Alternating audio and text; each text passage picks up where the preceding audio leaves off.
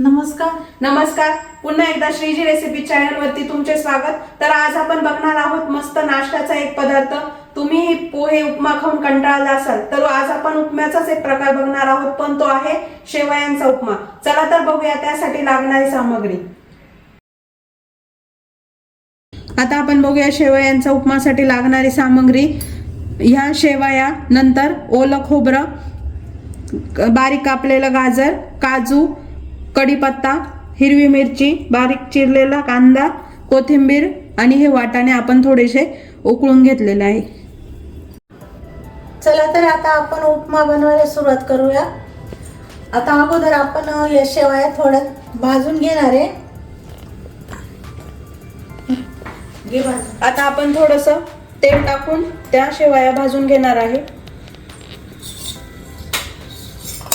तोपर्यंत इकडे आपण पाण्याला उकळी आणायला ठेवू।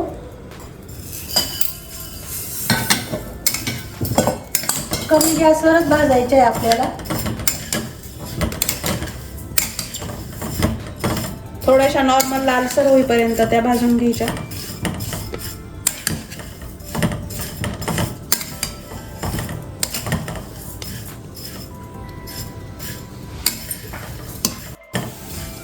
आपल्याला या शेवया 3-4 मिनिटं आपल्याला भाजून घ्यायचे आहे।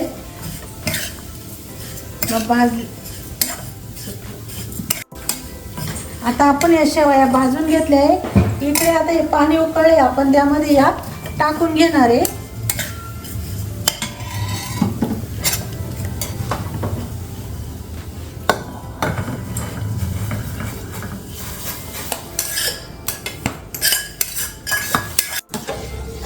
आपण या एक नाही तर 1-2 मिनिटं फक्त आपण या थोड्या उकळून घेणार आहे, म्हणजे छान अशा मोकळ्या होतात। जास्त वेळ जर केला तर मग त्याचा पूर्ण असा गट्टा होऊन जाणार।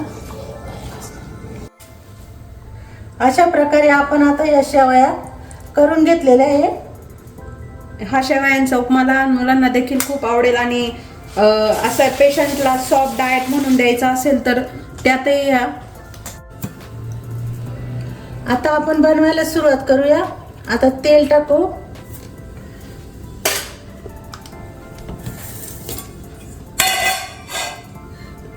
या शेवया आम्ही रेडीमेड पॅकेटच्या नाही बनवल्या आहे, आमच्या या घरगुती शेवया आहे। आता तुम्ही काजूचे जे शेंगदाणे पण टाकू शकता। आपण आता जिरे टाकू, थोडी उडदाची डाळ पण टाकू, हिरव्या मिरच्या, कढीपत्ता,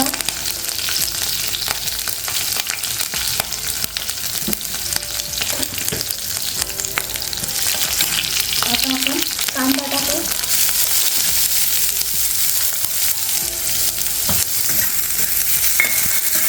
गॅस आपण कमीच ठेवणार आहे।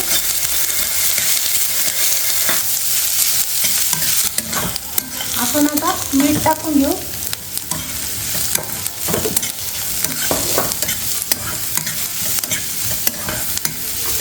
आता आपला कांदा परतला आहे, त्यातच आपण गाजर टाकू, काजू पण टाकू,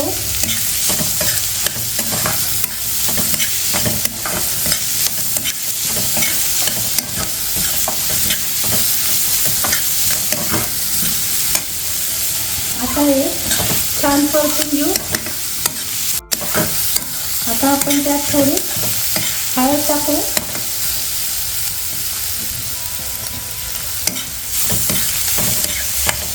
मटार,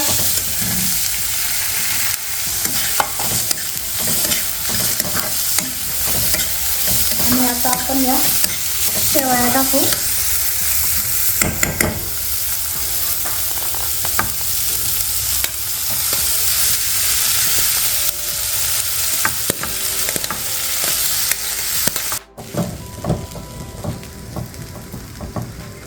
आता आपल्या या शेवया तयार झाल्या आहे, त्यात आपण हे ओलं खोबरं टाकून घेऊ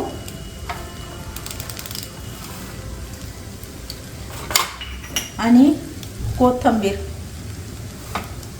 आपला शेवयाचा उपमा खाण्यासाठी तयार। तर अशा प्रकारे आपली नाश्त्यासाठीची मस्त शेवया रेसिपी तयार झालेली आहे. लहान मुलांना आपण मॅगी देतो तर मॅगीपेक्षा आपण या नूडल्स म्हणून दिले तर मुलांना हे पौष्टिक खाणं पण मिळेल. चला तर भेटूया आता नेक्स्ट रेसिपी मध्ये. तोपर्यंत चॅनलला सबस्क्राईब करायला विसरू नका. धन्यवाद. धन्यवाद.